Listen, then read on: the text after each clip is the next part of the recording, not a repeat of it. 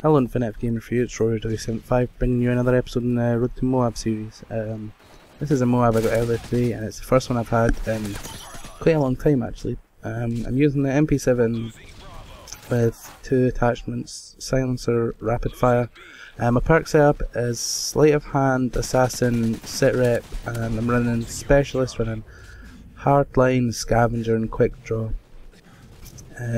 Funnily enough, I'd actually just set this class up pretty much just before this game because I've been playing assault and mostly I play support or assault now just to go for higher scoring games or to try and benefit the team more. So I mean, me playing specialist now is something I don't really do too often, so I was quite surprised when I put this on. This was my, I think it was my second or third game playing specialist in a good long while. Managed to get a MOAB. It's not a particularly quick MOAB, as you'll see. It's about almost 5 minutes I think, but I was just, they weren't, you know, rushing too hard any particular places. I got quite lucky in this section that I was in their spawn and they kept spawning around here.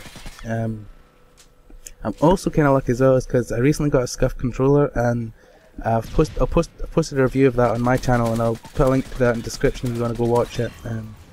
I also recently reviewed Astro A40 headset, but getting used to a scuffed controller is kind of hard. I mean, it's not difficult to get used to, but it's trying to get out of habits of old habits you had with the old controller. Like, I'm trying to get out of the habit of knifing with B and using the back paddle now, and also it's quite, it does feel different when you're not pulling the triggers all the way down.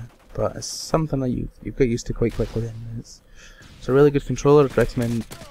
I would recommend it to people that are interested in that kind of thing.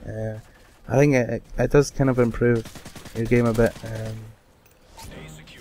So now that that's over, I probably wouldn't have noticed that guy if I didn't have marksman on. Yeah, this is the first MOAB I've had for quite a while in it's the first one I've had in Hardhat. And now what I would usually do in Hardhat is kind of stay away from the tunnel there area and the middle. What I'd like to do is run from A to C and from C to B. Basically just run rings around the outside of the map. The only time you really have to be cautious is when you're running C to B, because that's when you're larger lines of sight, and I mean, you don't really want to be leaving yourself exposed because there will most likely be quite a lot of campers sitting there with longer range assault rifles and snipers. Pretty much always is. So that's what I like to do in this map. I like to run about the outside of it. I don't really go into the middle too often, especially on Domination. There's no need to. There's no flags near there. It's good if you have a team that has control of the middle. The preferred flags I would hold in this map are A and B, just because it's a lot easier to spawn trap them. Well, not really spawn trap, they're a lot easier to control than C and B or C and A, because if you have control of the middle pipe and the middle area, it's a lot easier to it's easier for you to hold down those two flags, and you can kind of keep them spawning in this back corner here just by controlling the middle, or they'll spawn at the far side of C, of the B side, sorry, and it's quite easy to kill them if you've got people over there with a long range assault rifles. Now you can see here, Recon Pro is really helpful. And you can see there I've painted those two guys on the map.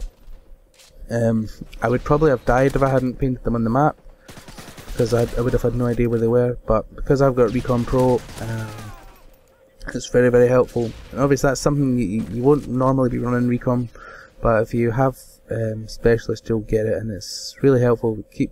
Also what I like to do in life when I know I'm going for Specialist, and I'm going to hopefully be getting Specialist bonus, is save my stun nades till I've got my Specialist bonus so that they come up on Recon as well.